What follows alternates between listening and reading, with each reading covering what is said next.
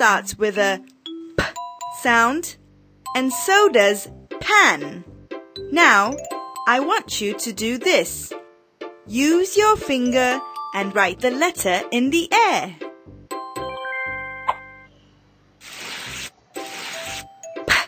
Peas.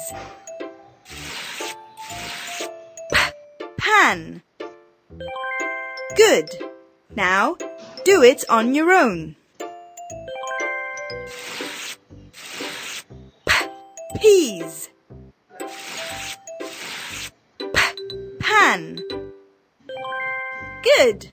You have just written a letter in the air.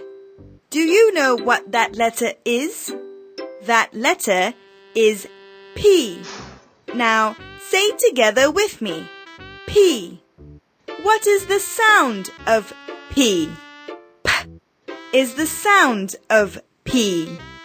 Some words have P at the end rather than at the start. Can you hear where the P sound is in these words? Sap, pat, tap. Well done!